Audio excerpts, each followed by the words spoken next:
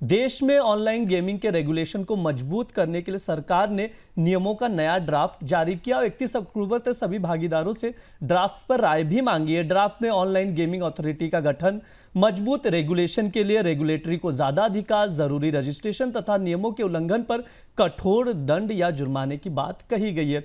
Sir, ऐसा क्या लग रहा है सर, इन नियमों से क्या ऑनलाइन गेमिंग के नए नियम क्या सरकार का नियंत्रण बढ़ाएंगे?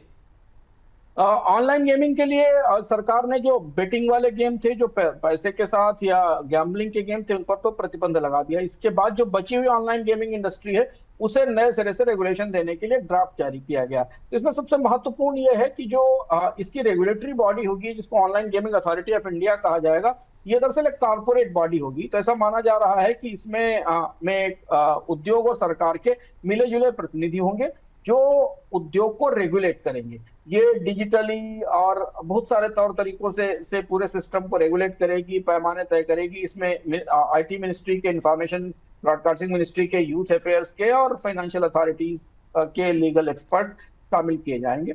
इसके अलावा ये जो नए नियम आए, जिनका दस्तावेज आया है चर्चा के लिए, उसमें अलग अलग गेम्स की क्लासिफिकेशन करना, उन्हें सर्टिफाई करना कि कौन से गेम सोशल गेम्स हैं, ई स्पोर्ट्स कौन से हैं, उनकी व्यवस्था कैसे की जाए, इसके लिए भी सुझाव मांगे गए हैं। ग्रीवेंस के, शिकायतों के रिड्रेसल का एक फोरम है। और ये भी इस ड्राफ्ट में स्पष्ट रूप से कहा गया है कि अथॉरिटी और उद्योग कैसे ये निर्धारित करेगा कि बेटिंग बेस्ड ऑनलाइन गेम्स ना चलाए जाए, उसमें कैश स्टेक से नगद दांव नहीं लगाए जाए, कैश कन्वर्टेबल प्राइसेस ना हो, इन्हें भी कैसे निर्धारित किया जाए, इसके भी कुछ शुरुआती नियम प्रस्तावित किए गए। तो धीमे धीमे भारत में ऑनलाइन गेमिंग के लिए नियमों का ढांचा बनना शुरू हो रहा है।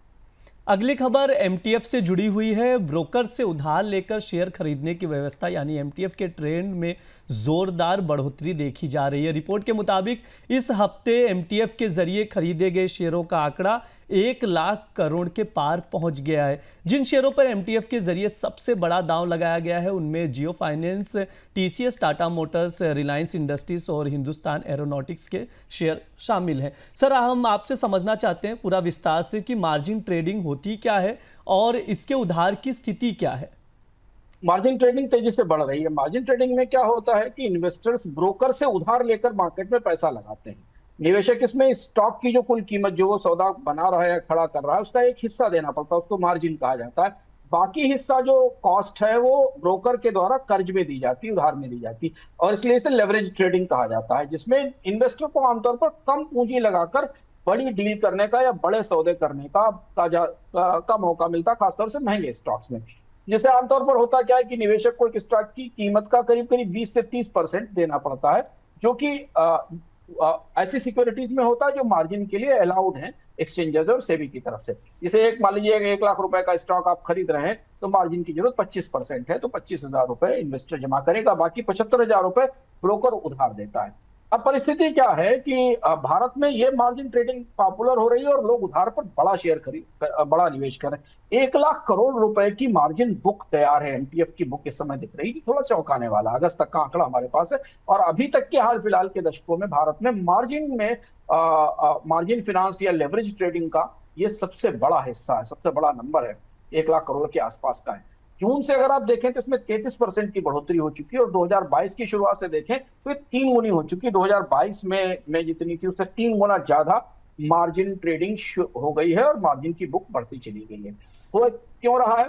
क्योंकि बाजार में नए अस्थिरता है, लेकिन इसके बाद भी जो रिटेल इन्वेस्टर्स हैं उन्हें ये मौका मिल रहा है कि वो बाजार में इससे बेहतर ढंग से निवेश कर सकें। तो ये ट्रेडिंग अब धीमे धीमे मुख्य धारा में निवेशकों के बीच लोकप्रिय हो रही है।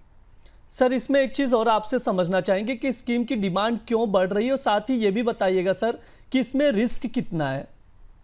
देखिए, सामान्य डिमांड इसलिए बढ़ रही है क्योंकि बहुत सारे जो निवेशक हैं वो डेरिवेटिव से एमटीएफ की तरफ जा रहे हैं। डेरिवेटिव्स में और फ्यूचर ऑप्शन ट्रेडिंग महंगी हो गई है, रेगुलेटरी सख्ती भी यहाँ बढ़ रही है। एमटीएफ थोड़ा सरल है, उधार है, इसमें आपको रियल टाइम स्टॉक्स की ओनरशिप मिल जाती है, अच्छा जोखिम कवरेज मिलता है, और जो एक्टिव ट्रेड भी लोग करना चाहते हैं और जोखिम से बचना चाहते हैं कम पूंजी में, उनके लिए एमटीएफ पॉपुलर हो रहा है, और यही सबसे बड़ी वजह है कि एमटीएफ पॉपुलर हुआ है। दूसरा है कि जो ऑनलाइन ब्रोकरेज सिस्टम है, उन्होंने बहुत सारे इनोवेटिव प्रोडक्ट एमटीएफ के लिए जारी किए हैं, मार्जिन ट्रेडिंग फैसिलिटी के लिए।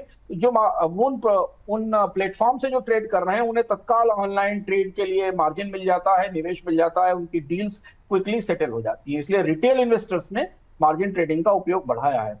सामान्य ब्रोकर्स करीब 3 से 4 गुना लेवरेज दे देते हैं, निवेशकों को 20 से 30% देना होता है, जबकि बाकी पैसा ब्रोकर्स 9 से 15% ब्याज पर देते हैं।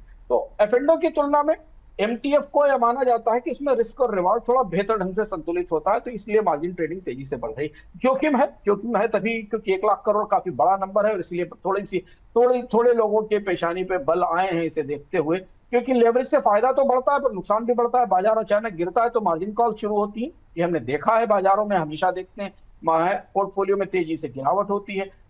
दूसरी एक महत्वपूर्ण जो देखना जरूरी है ब्रजेश में, कि एमटीएफ का जो कंसंट्रेशन है वो लिमिटेड स्टॉक्स में दिखाई दे रहा है। जैसे जियो फाइनेंशियल सर्विसेज, जो आपने शुरुआत में बताया, 14 करोड़ करीब 1416 करोड़ के आसपास का है। टाटा मोटर्स 1400 करोड़ है, टाटा कंसल्टेंसी, हिंदुस्तान एरोनॉटिक्स और रिलायंस। तो ये कंसंट्रेशन कुछ स्टॉक्स में जब बढ़ता है मार्जिन ट्रेडिंग का, तो जोखिम भी बढ़ जाता है, क्योंकि इनमें बड़ा हिस्सा, बड़ा पैसा ब्रोकर्स का भी और इन्वेस्टर्स का भी फंसा हुआ होता है। दूसरा है कि इसमें उधार की लागत भी बढ़ती है अगर मार्केट में तेज उतार चढ़ाव हो।